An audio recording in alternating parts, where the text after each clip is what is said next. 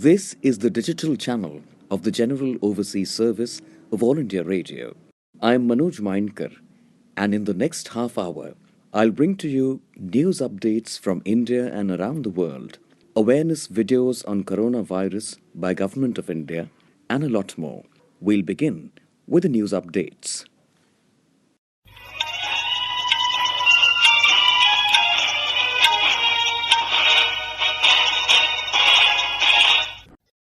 This is the General Overseas Service of All India Radio. Namaskar. The news snippets. Over 2.5 million people have recovered from COVID-19 in India.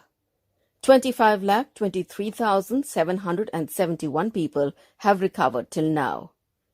In the past 24 hours, 56,013 people recovered. The national recovery rate is 76.24%. 9,24,998 tests were conducted for COVID-19 in the last 24 hours throughout the country.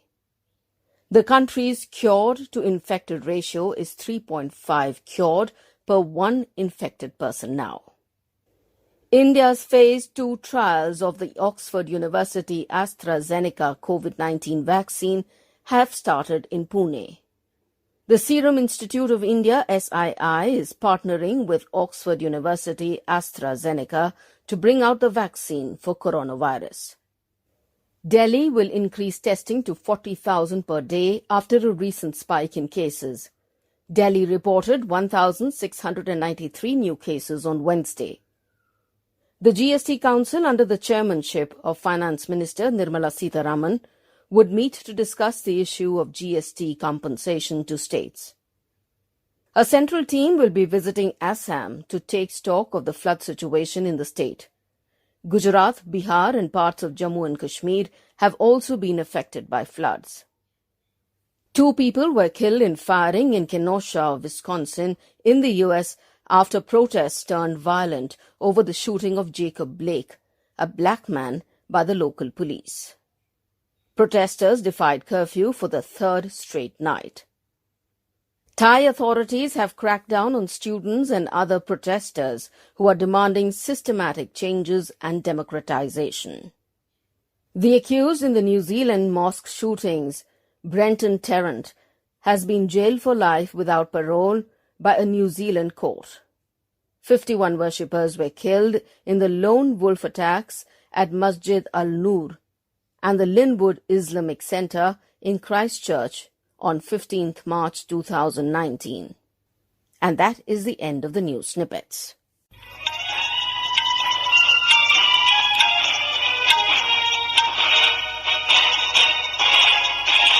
This is the General Overseas Service of All India Radio. We now bring you a special film-based program from our archives. Mr. Janu Barua, congratulations on winning the best film in Assamese language, yes. Bandhon. Tell us something about the film. Actually, the idea came to my mind when 2008 I was in Goa attending the film festival. During the festival in November, on 26 November. That time this incident took place in Mumbai, the terror attack. Yes. So we are all totally shocked and all. And for next 3 days we are glued to TV. And I was a chairperson of some jury there. So since then, actually, in fact, I was, as a filmmaker, I was expecting that there'd be a lot of films that would be coming up in Indian cinema. But unfortunately, in next 2 years, we didn't see any film coming up on that subject. Then I always thought that a film should be made on such subjects. And I thought that you need a lot of money to do it. Then I had a different kind of idea later that one simple film can without much financing, can express what I want to express. So that's how Bandhon came up. I wrote the story from the common man's point of view. Such incident take place anywhere in the world today, in today's world. Yes. And victims are always the common people, common men. Right. These common men, they are nowhere they are involved in any way in creating such chaos. People who are at the helm of affairs, who are really involved in creating such chaos, they don't never become the victim. They they go always scot-free. They never get affected. So that was my suffocation. That I must, as a filmmaker, I must express that, from the common man's point of view, to tell the world that we have no choice. We have created a world where we have common people which constitute, say, about more than 90%. 90%. They don't have a choice but to accept whatever is given to the kind of world. Mm-hmm. So that is the kind of idea I had. So on that idea I made this film. One grandson of one old couple from Assam. He was studying in IIT in Mumbai. Mm-hmm. During that, the story goes like that. That day he goes missing. For next 3 days they were trying to, find him. And it's set in Bombay? It's set in Bombay. No, that's set in Assam. Okay. It's all through, right. phone calls and and through TV and all TV Okay. news and all Right, everything. right. Yes. And finally, the old couple, they come to Mumbai in search of him, only to find that he was one of the victims I see. in the ET station. So this is based on that? Yeah, based on that. Okay. So it is fictitious, but at the same time, I would say that it can happen anywhere. Absolutely. It can yes. happen to any couple, Yes. any family, Right. anywhere. Yes. It can happen in Africa. It can happen in Asia, Right. Anywhere. And I tried to design the film in such a way that it can be identified by all the common man anywhere in the world. Each film that you have made has received Yes, several yeah. awards Yeah. each. This is the 11 times actually, 11 national award. Yeah, earlier my films they got some international awards. I got, I think, about 25 of them. From earlier films. More international awards than national awards. But that's besides and the awards. Is always welcome. Right. It makes you feel happy, but it's not the end of the world. The films that you made, which is most special to you? I mean, it always seems that it comes out of a personal situation that you encounter that you seem to want to express in a certain way. That way, I would say that each film has something, but it's almost like asking a mother which baby you like most. Okay, yes. But anyway, I think two of my films, one is that Halodiya Surai Baudan Khai, then other one is Hagorle Bohudur, It's a Long Way to the Sea. These two films, they coincide most, with Indian ethos more. Rural ethos. That way I feel that these two films are a little different from the other films of mine. Usually I don't judge my films actually. Whenever I look at my films, my past films, I always see a lot of flaws. So that makes me feel very happy that I'm still a student. So I have to learn a lot. But what makes me feel happy that while making each of my films, I had given my best. So you started off with Aparupa. There's a film called Aparupa. Right. And that was immediately after your FTII. After a few years after FTII. It was released in 1982. How did this desire to be a filmmaker come about? There was nothing actually during my childhood. I never got anything to connect myself to cinema. Mm-hmm. That way there was no chance at all. Only connection was that my father used to work in tea estate. He was the factory in charge. That time, there was a monthly show in Tea Garden, under the open sky. That was an absolutely lovely, different kind of experience. And then I got inquisitive about, mostly, about the storytelling. And that is the only fascination I had until I came up to college. Then I got exposed to some international classics. Guwahati Cine Club had brought a package when I was in final year in doing my BSc in Guwahati. There I saw some films, including Pate Panchali. Then my whole perception about cinema has changed. First, I got attracted to the medium of cinema. Earlier, I was taking it very lightly and then very, just almost like fun.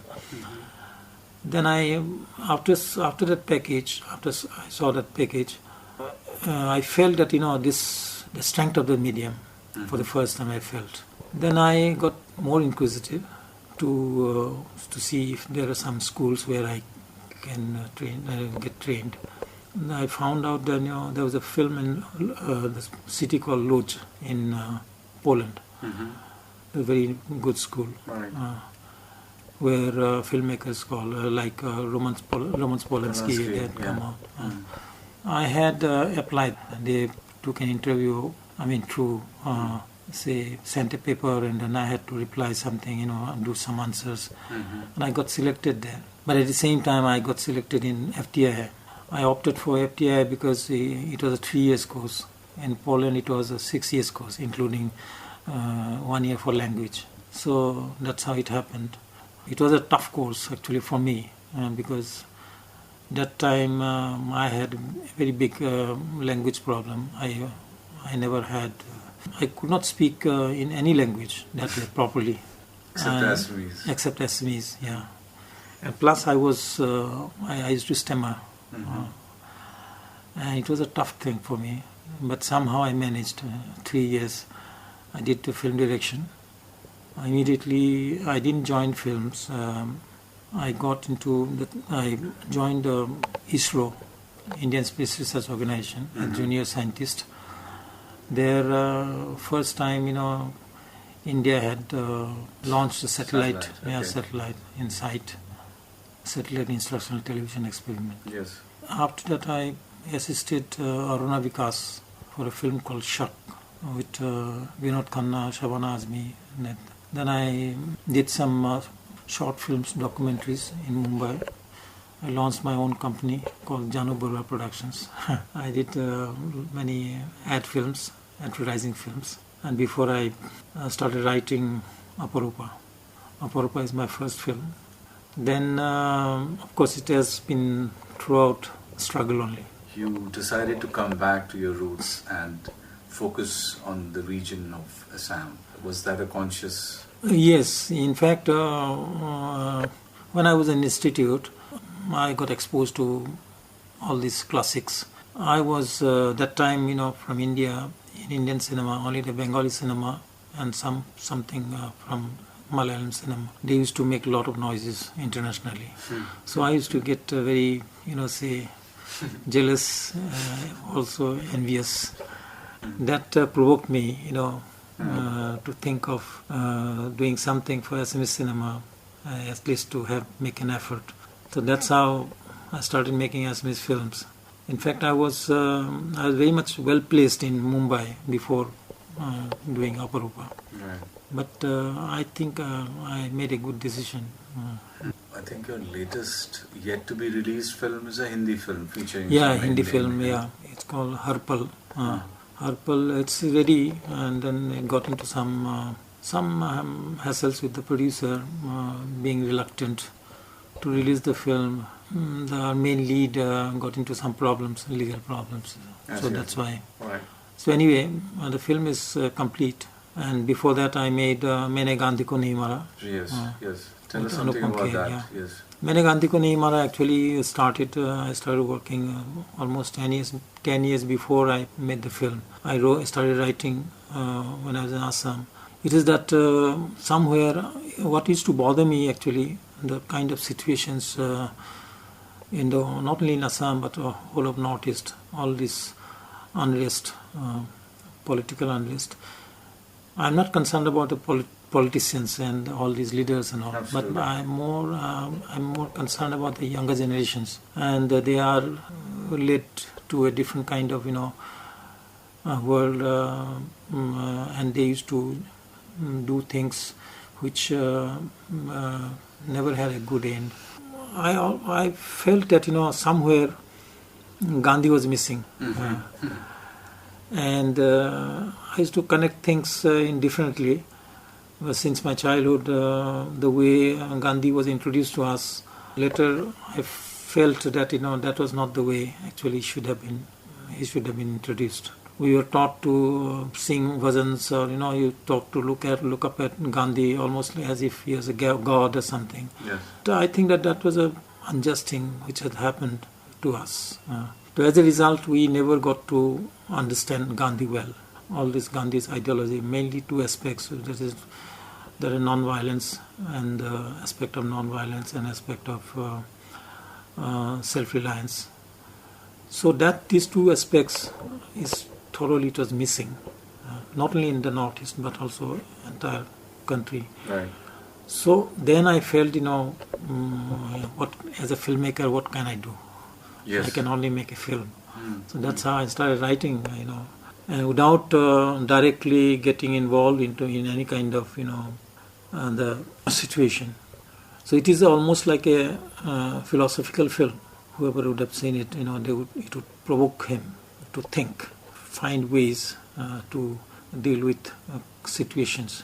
And for example, say, what I used to feel sad about younger generation in Assam, including our own generation, the aspect of self-reliance of Gandhiji's, to have some kind of, notion about your own country or own resources.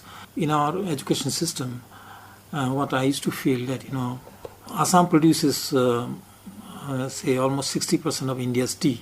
And if you ask a student in Assam how tea is manufactured, almost none of them would be able to tell you. So what is missing? What was missing in the education system? A lesson. So this is the kind of problems we have. And Assam produces teakwood. Yes. And first time, I came to know the price of teakwood when in Middle East, when I had gone to make one ad film, and Sheikh, he had shown his, bungalow, Right. his palace, and he had used a lot of teakwoods there. Right. And he said, it's from Assam. It's one of the costly timber in the world. And that's how I started inquiring. My God, they are from Assam. I don't know that. Yes. And I'm not at all connected. Absolutely. So this is something, something somewhere is wrong. That means somewhere we are not connected to this aspect of self-reliance. Right. And people on the other hand, people keep saying, the younger generation are taught to hate Gandhi, and they keep saying about the slap, if someone slaps on you, turn the other cheek or something. Yes. Then I later found that it was totally symbolic. It's a symbolic. And the other thing is that, Gandhiji used a charkha. Yes. Yes. Yes. And that is a symbol of self-reliance. Right. It's not just charkha. If Gandhiji was alive today, maybe he would have used my indigenous computer. Yes. So this is a very relatively, we are not taught to look at things. Yes. Yes. So that is what I felt, and that somewhere Gandhiji is missing in this country. Right. That's how the whole country is suffering. Yes. So that's how this Maine Gandhi Ko Nahi Mara had come up. Right. So, out of all these awards, which one is more dearer to you? What stirs you completely emotionally? Emotionally, I would say that was for Halodia Sorai Baudhan Khai, and that's the first time Assamese cinema got the Golden Lotus, Swarna Kamal. First of all, I had never expected. And then after I got the award, I saw the film and differently again. I used to tell myself, yes, I must have made a good film. Anyway, that award. I felt good because it has brought in a lot of recognition to Assamese cinema. And second one is that World Peace Prize I got for It's a Long Way to the Sea, Hagorle Bahadur, in Chicago. That's a World Peace Prize. And there's a lot of people had ushered a lot of good words for this film. And another award is a Kodak Vision Award, and that is for the film I got Maine Gandhi Ko Nahi Mara. In India, these type of films are not, universally viewed, or is it the same the world over? In India, it's different. In India, it's not only usually not viewed, it is totally neglected. Absolutely. Also, very big section of people, common people, they have, they have reasons to hate also. Yes. And that is very unfortunate. Right. I don't blame the public, but the system somewhere something is wrong. I'm sure it would provoke them to. Yes. And there is no system to show. But from the public side, there's no interest, there's no urge to see. If there is a Malayalam film, an Assamese will not see it just because it's in Malayalam. Yes. Or Gujarati will not see it. So there's no urge. It happens only in India.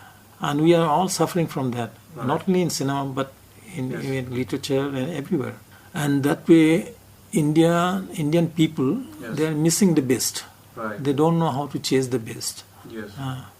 Because of that, the best works are not being, promoted well. And that way the creators also not getting encouraged. Yes. So, would we see more of Northeast theme films from you? Yes. I mean, whatever I've been making, actually, somewhere it gets connected to Northeast. Even Harpal also, which I have made, the Hindi film with Preeti Zinta, Dharmender and Shiny Ahuja. This is connection with Northeast. Northeast is something, it's a place for me. It's almost, I keep imagining the earlier Assam. I feel that people are very simple, very innocent, and that innocence itself is the strength of that society. Yes. But politically, we have been exploiting them, dividing them. So my effort is that as a filmmaker, somewhere if I can help to unite, not politically I'm not a politician, but at least socio-culturally. Yes. It is possible. In each and every film I try to put in something. Yeah. Thank you so much for talking to us, and Thanks, all the very best to you and your future endeavors. Thank you. You were listening to a special film-based program from our archives. This program came to you from the General Overseas Service of All India Radio.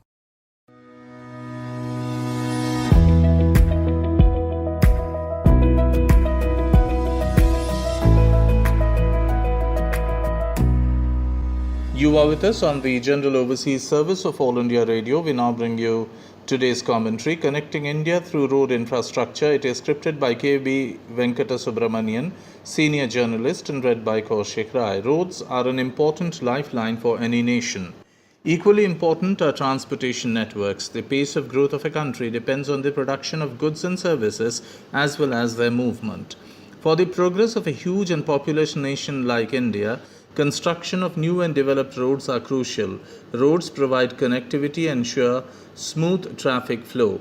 The development of road network infrastructure is among the major reforms initiated by the government in different sectors to make India Atmanirbhar or self-reliant.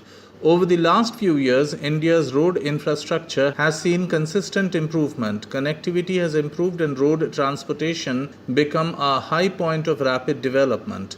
Roads are providing better access to services, ease of transportation, and freedom of movement to people. India has one of the largest road networks in the world, spanning around 5.5 million kilometers. It comprises national and state highways and urban and rural roads. The Indian road network comprises national and state highways, expressways, major district roads, and urban and rural roads. National highways account for 2% of the total road network and carry over 40% of total traffic. India's Bharatmala Pariyojana or the Bharatmala project aims at building 66,100 kilometers of economic corridors, border and coastal roads and expressways to boost the highway network. The project will also improve road connectivity for tourist destinations, construction of bypasses, development of ring roads and decongestion of choke and congestion points. The program envisages 4-lane connectivity to 550 districts, increasing the vehicular speed by 20 to 25% and reducing the supply chain costs by 5 to 6%. The first phase of the program will bring in $82 billion investments by 2022 for developing 34,800 kilometers of highways. The National Highways Authority of India (NHAI) has accomplished the construction of 3,979 kilometers of national highways in the financial year 2019-20. This is the highest ever highway construction achieved in a financial sector. Recognizing the significance of a reliable and swift road network and the role it plays in influencing the country's economic development, government is building quality roads and highways across India. The road infrastructure would be on par with international standards. The national highways infrastructure will provide enhanced connectivity, quick mobility and accelerate socio-economic development. Union Minister for Road Transport and Highways Nitin Gadkari inaugurated 26 highway projects and laid the foundation of 19 other projects in Madhya Pradesh on the 25th of August. These projects carry a road length of 1,361 kilometers. These roads will provide improved links and pave the way for economic growth, employment and overall development of Madhya Pradesh. The central government, in partnership with the Madhya Pradesh government, proposes to build Chambal Expressway. Once completed, it could be a game changer for the poor and tribals living in far-flung areas of Madhya Pradesh, Rajasthan and Uttar Pradesh. The expressway will provide cross-connectivity with the Golden Quadrilateral's Delhi-Kolkata corridor, North-South corridor, East-West corridor and the Delhi-Mumbai expressway. It will offer employment to people in these districts and adjoining areas. The Golden Quadrilateral project, a network of highways connecting Delhi, Kolkata, Chennai and Mumbai, started by former Prime Minister Atal Bihari Vajpayee, is being given a new thrust. The government is making the road infrastructure more comprehensive and integrated. It has been made complementary to each other. Rail is being made complementary to the road to the seaport and the seaport to the airport. These interlinkages will ensure smooth coordination between the railways and the roadways, between the airport and the port and between the railway station and the bus station. Emphasis has been laid on connectivity in every direction, be it at Himalayan peaks or the islands of the Indian Ocean.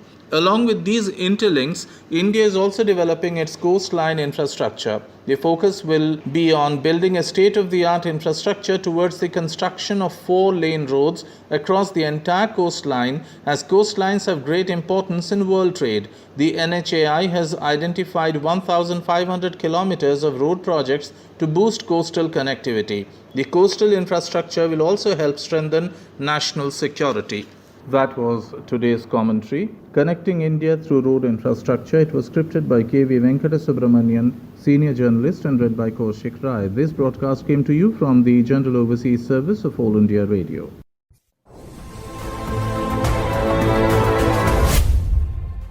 This broadcast came to you from the digital channel of the General Overseas Service of All India Radio.